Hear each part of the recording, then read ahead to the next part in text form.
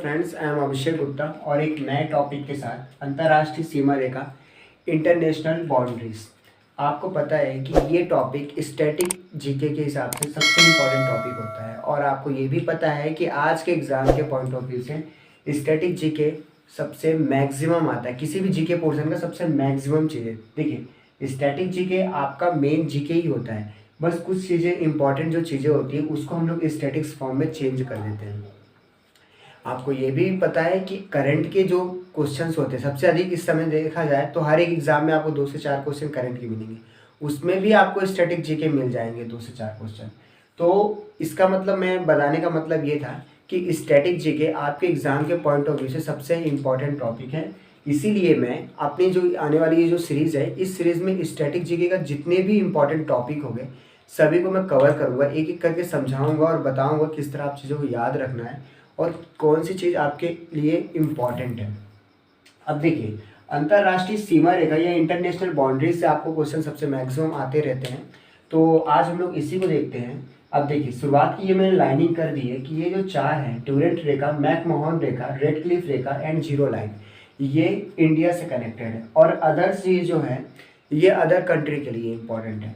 मतलब एग्ज़ाम के लिए इम्पोर्टेंट है पर अदर कंट्रीज़ के हैं जो एग्ज़ाम के पॉइंट ऑफ व्यू से आते रहते हैं, इसलिए मैंने इन्हें भी समझाने की कोशिश करूँगा। और एक यहाँ पे लिखा है याद सैन्युक वॉल, ये आज के टाइम में आज के न्यूज़ के हिसाब से सबसे इम्पोर्टेंट चीज़ है याद सैन्युक वॉल। इसको मैं लास्ट में समझाऊँगा क्योंकि इसका एक अलग ही चीज़ है। ड्यूरेंट रेखा, मैकमोहन रेखा, रेडक्लिफ रेखा एंड जीरो लाइन रेखा। अब सबसे पहले हम लोग यदि ड्यूरेंट रेखा में जाएंगे तो हमें पता है कि ड्यूरेंट रेखा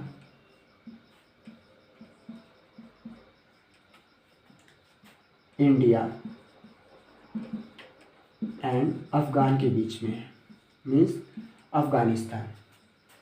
अब इसकी याद कैसे करना है चीज़ों को, देखिए ड्यूरेंट रेखा की स्टोरी ये है कि हमें पता है कि 1947 से पहले इंडिया और पाकिस्तान साथ में था। तो 1947 से पहले एक ईयर था 1893। इस समय ब्रिटेन के एक व्यक्ति थे सर ड्यूरेंट नामक एक व्यक्ति थे। इन्होंने ये रेखा बनाई थी अफगानिस्तान और भारत के बीच। पर आपको पता है कि अफगानिस्तान से मैक्सिमम सीमा किसकी लगती है, पाकिस्तान की। तो 1947 में जब भारत और पाकिस्तान अलग हुआ तो मैक्सिमम सीमा अफगानिस्तान प्लस पाक की हो गई। तो वर्तमान समय में यदि देखा जाए तो इंडिया एंड अफगानिस्तान के बीच केवल 106 किलोमीटर बची है। ये भी देखा जाए तो पीओके से लगती है, मीन्स पाकिस्तान अधिकृत कश्मीर से। तो यदि इस तरह का क्वेश्चन आता है कि ड्यूरेंट रेखा किसके लिए है, तो ड्यूरेंट रेखा इंडिया और अफगानिस्तान के बीच है। और ऑप्शन में ये भी आ सकता है या अफगानिस्तान पाक के बीच में है, तो ये भी गलत नहीं है और ये भी गलत नहीं है। यदि इंडिया की बात करें तो प्रेजेंट टाइम में 106 किलोमीटर इंडिया और अफगानिस्तान एक दूसरे से कनेक्टेड है और उसी को हम ड्यूरेंट रेखा बोलेंगे। इसीलिए इसके पॉइंट ऑफ व्यू से ड्यूरेंट रेखा हमें याद करना इम्पॉर्टेंट है। ये कब हुआ था, 1893 में ड्यूरेंट रेखा। अब हम लोग नई स्टोरी में आते हैं, मैकमोहन रेखा। हमें पता है कि मैकमोहन रेखा हमें पता है कि चाइना और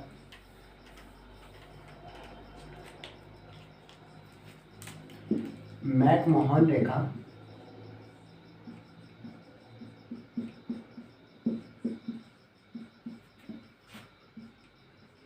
चीन एंड भारत के बीच में है। मैकमोहन रेखा की खासियत ये है कि इसे सर मैकमोहन नामक एक व्यक्ति ने 19 देखिए क्या है कि अभी तक मैंने भी एग्जाम दिए हैं तो देखे हैं कि ड्यूरेंट रेखा या मैकमोहन या किसी भी रेखा की बात होती है, ईयर्स में क्वेश्चन कम पूछे ही नहीं जाते हैं। बट रेडक्लिफ का एक बार पूछा गया है कि 1947, बट इनमें नहीं पूछे जाते। पर मैं इसको आपको इसलिए समझा रहा हूँ कि आज के टाइम में जो एग्ज़ाम्स हो रहे हैं बहुत ही अधिक नीचे तक जा रहे हैं, बहुत ही अधिक बेस पकड़ रहे हैं। आपको एनसीईआरटी देखोगे तो एनसीईआरटी में आपको डायरेक्टली मिलेगा 1893 सर ड्यूरेंट रेखा। या 1914 मैकमोहन रेखा। तो आपसे यदि क्वेश्चन पूछ रहा है कि मैकमोहन रेखा जो चाइना, चीन और पाकिस्तान, सॉरी भारत के बीच, ये चाइना और भारत के बीच बना, वो कब बनाया गया था, तो आपको पता होना चाहिए 1914। तो इसलिए मैं इस बार आपको 1914, 1893 आपको मैं बता रहा हूँ। तो ये एग्जाम के पॉइंट ऑफ व्यू से, आज के एग्जाम के पॉइंट ऑफ व्यू से इंपॉर्टेंट है। नहीं तो आपको ये तो इंपॉर्टेंट है कि मैकमोहन रेखा चीन और भारत के बीच बना था।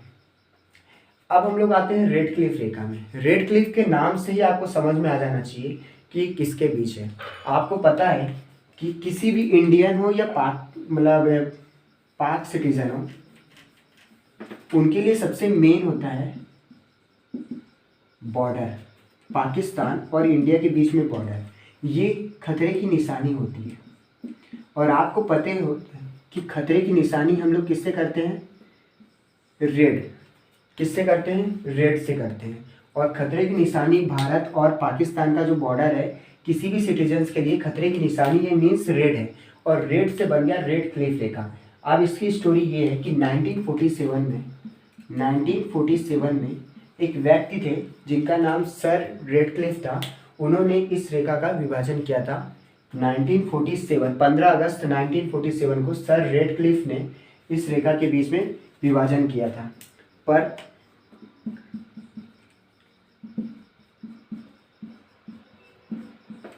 इस रेखा की यदि लंबाई की बात करूं तो 3323 किलोमीटर समथिंग है। ये मैं अप्रॉक्स की बात कर रहा हूँ।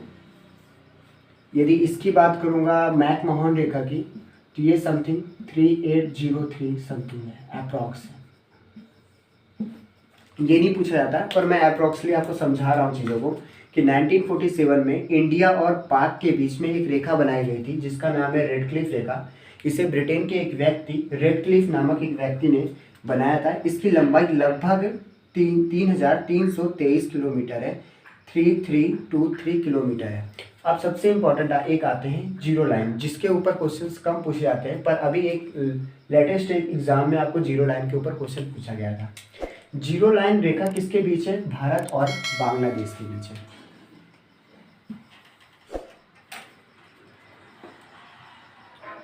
Zero line Bangladesh plus India के बीच है। और इसे भी 1947 में, क्योंकि हमें पता है कि 1947 के समय बांग्लादेश को हम पूर्वी पाकिस्तान के नाम से जानते थे। पूर्वी पाकिस्तान के नाम से जानते थे बांग्लादेश को हम, पूर्वी पाकिस्तान। इसीलिए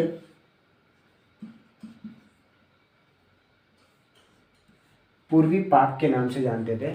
इसीलिए उस समय 1947 में जीरो लाइन रेखा बनाई गई थी। और हमें ये नॉलेज होना चाहिए कि इंडिया और बांग्लादेश के बीच जो रेखा है, या इंडिया और बांग्लादेश के बीच जो सीमा है, वो पूरे इंडिया के पड़ोसी जो भी देश है, सबसे अधिक सीमा बांग्लादेश से ही लगती है। तो आपको ये क्वेश्चन बहुत बार आ गया कि इंडिया से पड़ोसी कोई भी देश है, उनके बीच सबसे अधिक सीमा किससे लगती है, तो वो बांग्लादेश से लगती है। और सबसे कम किससे लगती है? भूटान से लगती है। तो ये सबसे इम्पोर्टेंट क्वेश्चन है आपका कि इंडिया और बांग्लादेश के बीच सबसे अधिक लगती है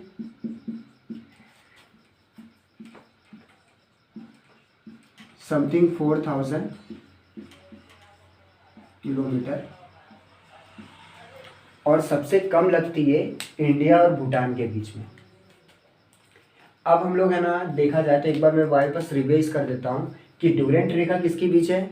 भारत और अफगानिस्तान के बीच, या पाकिस्तान अफगानिस्तान के बीच। मैकमोहन रेखा भारत चाइना के बीच। रेड क्लिफ रेखा आपको पता है भारत और पाकिस्तान के बीच। जीरो लाइन रेखा आपको ये भी पता है कि भारत और बांग्लादेश के बीच। अब आपको मैं एक चीज़ वापस समझाना चाहता हूँ कि देखिए, ये क्वेश्चन हो, ये कोई भी क्वेश्चन है ना, आपको डायग्राम, कोशिश करो कि चीज़ों को डायग्राम में कन्वर्ट करने की कोशिश करो। देखिए, एक बार मैं डायग्राम से आपको इस चीज़ को वापस समझा देता हूँ।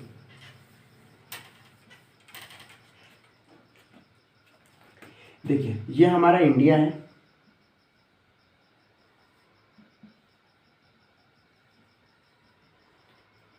सॉरी,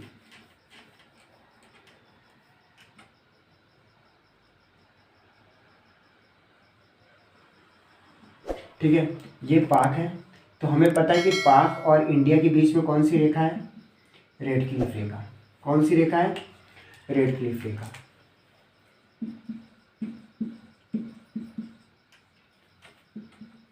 अभी हमें पता है कि यहाँ पे अफगानिस्तान है, यहाँ पे कौन सी रेखा बन रही है, ड्यूरेंट रेखा।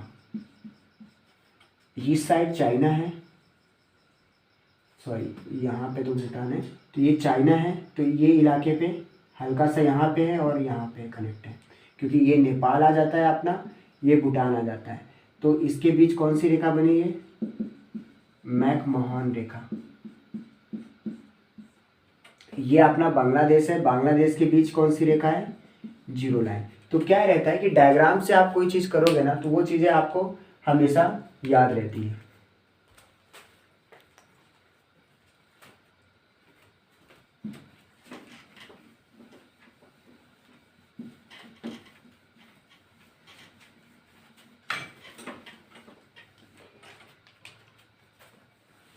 अब देखिए, मैंने ड्यूरेंट रेखा, मैकमोहन और रेडक्लिफ या जीरो लाइन के बारे में पूरा आपको एक एक करके सभी एक्सप्लेन कर दिया। अब हम लोग जाते हैं आगे, हिंडनबर्ग रेखा और मैगी नॉट रेखा, ये दो रेखा के बारे में जानते हैं। अब हम लोग को क्या करना है, अभी तक हम लोग थोड़े से डीप में जा रहे थे, पर इनमें हमको केवल अपने कंट्रीज पे फोकस करना है कि जो भी कंट्री है, कौन सी रेखा किस कंट्री के बीच है। आपको पता है कि देखो जर्मनी है, जर्मनी की इस तरफ आप देखो, जब डायग्राम में देखोगे तो यहाँ पे आपको पोलैंड मिलेगा, और जर्मनी की इस तरफ आपको फ्रांस। देखो मैं डायग्राम से आपको चीज़ें समझाने की कोशिश कर रहा हूँ कि एक आपको पोलैंड मिलेगा, बीच में जर्मनी मिलेगी, और इस तरफ आपको फ्रांस मिलेगा। तो आपको ये पता होना चाहिए कि जर्मनी और पोलैंड के बीच में एक जो रेखा है, इसका नाम है हिंडनबर्ग रेखा, हिंडनबर्ग रेखा। और जर्मनी और फ्रांस के बीच में जो रेखा है उसका नाम है मैगी नॉट रेखा, मैगी नॉट रेखा। अब इसमें क्या इंपॉर्टेंट है, सबसे पहले तो आप याद रखो, जर्मनी की कैपिटल क्या है, बर्लिन है। फ्रांस की कैपिटल सबको पता है, पेरिस है। पोलैंड की कैपिटल इंपॉर्टेंट है, वार्शा है। क्या नाम है, वार्शा। इसकी क्या है, बर्लिन है। और फ्रांस की कैपिटल यदि बोलोगे तो पेरिस है। तो आपको याद होगा कि पोलैंड वार्शा है, जर्मनी बर्लिन है, फ्रांस पेरिस है। पोलैंड की कैपिटल याद करने में थोड़ी प्रॉब्लम होगी, तो आपको पता है कि पोलैंड के बगल में ही आपको एक दो कंट्रीज में आपको मिल जाएगा यूक्रेन, मतलब एक दो कंट्री के बाद आपको यूक्रेन मिल जाएगा। तो आपको पता है कि रूस और यूक्रेन के बीच में इस समय लड़ाई चल रही है, और लड़ाई चल रही है, लड़ाई को इंग्लिश में बोलते हैं वार, और शॉ का मतलब होता है देखना। मतलब पोलैंड क्या करता है, लड़ाई को देखता है, तो इसलिए पोलैंड की कैपिटल क्या होगी, वार्शा। तो इस तरह आपको याद रहेगा, कोशिश कीजिएगा आप एक दो बार तो याद हो जाएगा। तो पोलैंड की कैपिटल वार्शा, एंड जर्मनी की बर्लिन, एंड फ्रांस की पेरिस। तो आप यहाँ पे पोलैंड और जर्मनी के बीच में हिंडनबर्ग रेखा है, फ्रांस और जर्मनी के बीच में मैगी नॉट रेखा है, और फ्रांस की कैपिटल पेरिस, बर्लिन, वार्शा। तो ये दो रेखा के बारे में आपको समझ में आया होगा। इसी तरह आप डायग्राम बना के आप समझ भी सकते हो, पोलैंड और जर्मनी के बीच में हिंडनबर्ग रेखा, जर्मनी और फ्रांस के बीच में मैगी नॉट रेखा। अब आपको मैं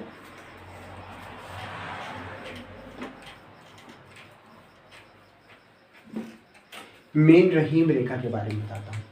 मेन रहीम रेखा, इस रेखा की यदि बात करूंगा तो सबसे पहले आपको पता है कि यहाँ पे एक रूस, यदि सब यूरोप में जाओगे आप तो आपको यहाँ पे रूस मिलेगा। इसी के ऊपर इस साइड आपको एक देश मिलेगा, जिसका ऊपर साइड, नीचे साइड नहीं, ये आपको रूस है, ये यहाँ पे आपको मिलेगा फिनलैंड, जिसकी कैपिटल क्या है। देखिए मैं आपको कैपिटल भी साथ में समझा रहा हूँ। जैसे रूस की तो आपको पता है, मॉस्को है, पर फिनलैंड की कैपिटल हेलसिंकी है। हेलसिंकी, क्या नाम है? हेलसिंकी। दो चार बार करोगे तो आप क्लियर हो जाएगा। फिनलैंड की खासियत क्या है कि इसे हम झीलों का देश भी कहते हैं। इसे हम झील, इतनी सारी इसके पास झीलें हैं कि इसको हम झीलों का देश भी बोलने लगते हैं। इसका उपनाम है। फिनलैंड को हम झीलों का देश बोलते हैं। इसकी कैपिटल हेलसिंकी है और फिनलैंड और रूस के बीच में एक रेखा है जिसका नाम है मेन रहीम रेखा। क्या नाम है? मेन रहीम रेखा। मेन रहीम रेखा। तो ये आपको याद हो गया होगा कि रूस की राजधानी मॉस्को, फिनलैंड की हेलसिंकी। फिनलैंड को हम झीलों का देश के नाम से भी जानते हैं और ये दोनों के बीच एक रेखा है जिसका नाम है मेन रहीम रेखा। इस तरह आपको रूस और फिनलैंड के बीच मेन रहीम रेखा के बारे में समझ में आ गया होगा।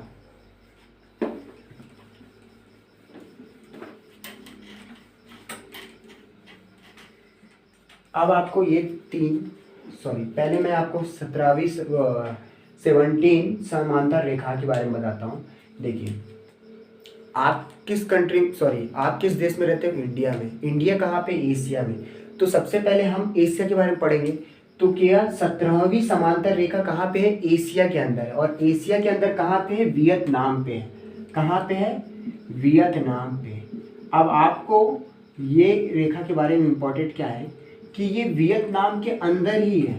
जैसे वियतनाम दो भागों में है, एक है उत्तरी वियतनाम, ऊपर साइड उत्तरी वियतनाम,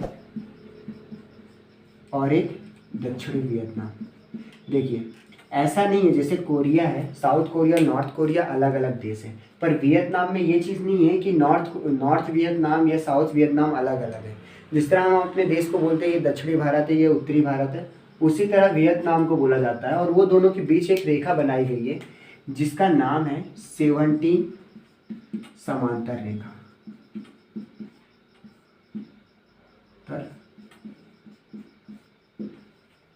तो वियतनाम, यदि 17वीं समांतर रेखा की बात करूं तो आपको ये पता होना चाहिए 17वीं समांतर रेखा वियतनाम के बीच है। वियतनाम के उत्तरी वियतनाम और दक्षिणी वियतनाम के बीच है। अब इसमें इंपॉर्टेंट है कि वियतनाम की कैपिटल क्या है। आपको पता होना चाहिए कि वियतनाम की कैपिटल हनोई है। हनोई क्या है? हनोई है। वियतनाम कहाँ पे है? एशिया में है। कहाँ पे है? एशिया में है। इस तरह आपको 17वीं समांतर रेखा के बारे में, क्योंकि जब शुरुआत होती है हम अपने देश के बारे में, हम अपने कंटिनेंट्स के बारे में पढ़ते हैं, तो हमें पता है कि एशिया हमारा है और एशिया में शुरुआत किसकी होती है? 17वीं समांतर रेखा। तो इस तरह याद कर सकते हो कि जो समांतर रेखा है उसमें जो सबसे पहले आता है 17, वो कहाँ पे है? एशिया में। और एशिया का देश क्या नाम है? वियतनाम। जो दो भागों में बटा हुआ है, उत्तरी वियतनाम एंड दक्षिणी वियतनाम। उन दोनों के बीच एक रेखा है 17वीं समांतर रेखा। वियतनाम की कैपिटल है हनोई और वियतनाम है एशिया में। इस तरह मैंने 17वीं समांतर रेखा के बारे में बता दिया। अब 38 समांतर रेखा। 38 समांतर रेखा देखा जाए तो ये भी अपने एशिया में ही है। ये भी अपने एशिया में, और हमें पता है एक देश है कोरिया, पहले था, अब वो दो देशों में जो बदल गया है, एक तो आपको नॉर्थ कोरिया मिलेगा और एक आपको साउथ कोरिया मिलेगा।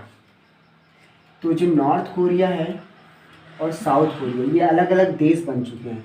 इसकी कैपिटल क्या है? प्योंग यांग। क्या नाम है? प्योंग यांग। और इसकी कैपिटल देखो सियोल है। सियोल, क्या नाम है? सियोल। की देखो एस से साउथ आता है, एस से सियोल आता है, तो इस तरह कनेक्ट कर सकते हैं कि प्योंगयांग नॉर्थ कोरिया और साउथ कोरिया सियोल, ये दोनों के बीच एक बॉर्डर लाइन बनाई गई है और उस बॉर्डर लाइन का नाम है 38वीं समांतर रेखा। तो कोरिया के बीच दो है, एक नॉर्थ कोरिया है और एक साउथ कोरिया है। नॉर्थ कोरिया साउथ कोरिया के बीच जो लाइन है उसका नाम है 38 समांतर रेखा नॉर्थ कोरिया की कैपिटल है प्योंगयांग, साउथ कोरिया की कैपिटल है सियोल। इस तरह मैंने 38 भी आपको समझा दिया। अब हम लोग है ना 49 एंड 141 पश्चिमी देशांतर रेखा के बारे में पढ़ते हैं।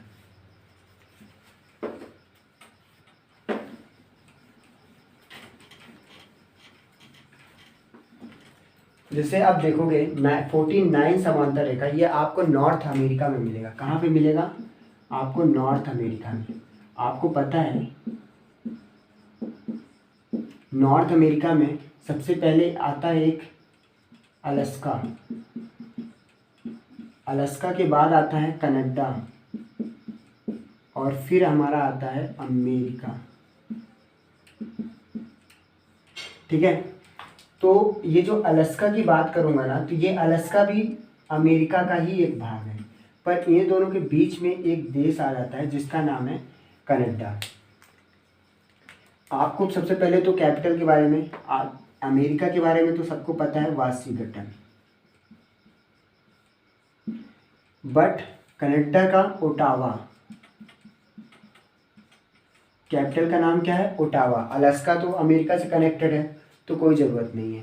तो कनाडा और अमेरिका के बीच में जो बॉर्डर लाइन है, उस बॉर्डर लाइन का नाम है 49वीं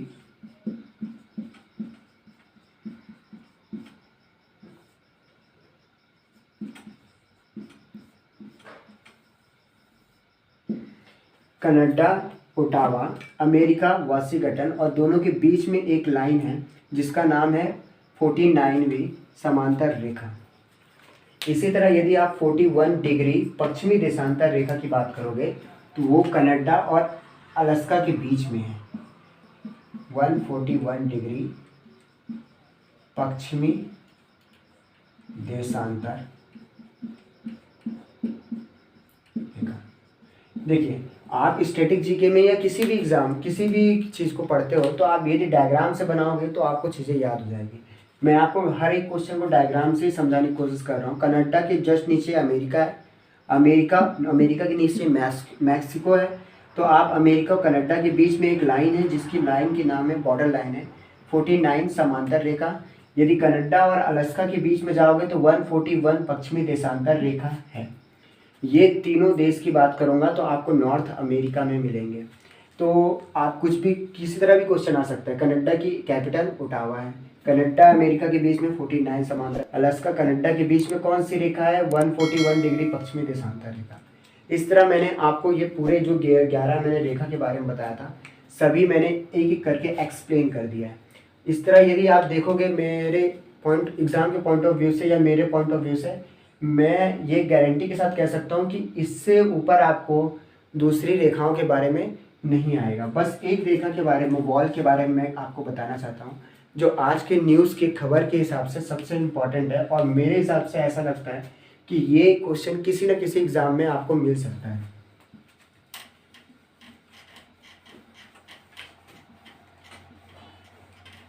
देखिए, इसका नाम है एक सैन्युक वॉल।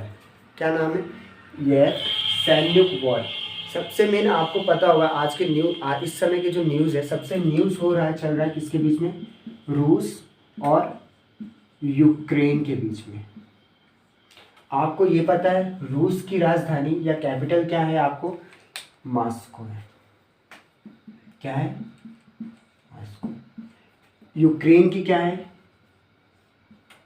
क्यू है। ये दोनों के बीच एक वॉल बनी हुई, क्या है कि ये रूस इस साइड है, यूक्रेन इस साइड है। इस साइड रूस है, सॉरी यूक्रेन है, इस साइड रूस है। तो ये दोनों के बीच एक वॉल बनी हुई है। इसी वॉल को हम सैन्युक वॉल कहते हैं। तो मुझे ऐसा लगता है कि आज के एग्जाम के पॉइंट ऑफ व्यू से सबसे इम्पॉर्टेंट क्वेश्चन, इनमें से भी इम्पॉर्टेंट क्वेश्चन है याद सैन्युक वॉल, जो यूक्रेन और रूस के बीच में एक वॉल बनी हुई है जिसका नाम है याद सैन्युक वॉल। इसका मतलब बॉर्डर, इसकी यदि बॉर्डर लाइन की बात करूंगा तो याद सैन्युक वॉल है। तो रूस और यूक्रेन के बीच में एक लाइन बनी हुई है जिसका नाम याद सैन्युक वॉल है, जो एग्ज़ाम के पॉइंट ऑफ व्यू से मेरे हिसाब से सबसे इम्पॉर्टेंट है। इसी तरह मैंने आपको अंतर्राष्ट्रीय सीमा रेखा के बारे में जो भी इम्पोर्टेंट क्वेश्चन थे, जो भी इम्पोर्टेंट रेखाएं थी, मैंने सभी क्लियर किए और अच्छे से एक्सप्लेन किया और बताया भी आपको किस तरह चीज़ों को याद रखना है, किस तरह आपको चीज़ों को कनेक्ट करना है।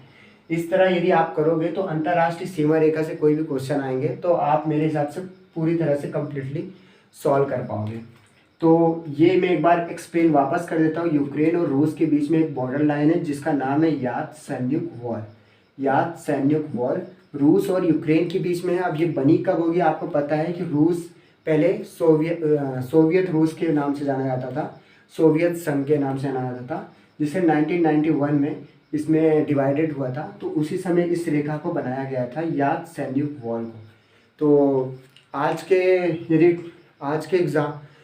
वीडियो के हिसाब से देखो तो आप सबसे मेन याद रखो, 2-4 बार रिपीट करो याद सैन्युक वॉल, क्योंकि ये रूस और यूक्रेन के बीच में एक सीमा रेखा है। इस तरह मैंने आपको सभी चीज़ें समझा दी है। और मेरे वीडियो यदि पसंद आ रहे हैं तो लाइक, सब्सक्राइब, शेयर और कमेंट जरूर करते रहिएगा, मुझे मोटिवेट करते रहिएगा। जय हिंद, जय भारत।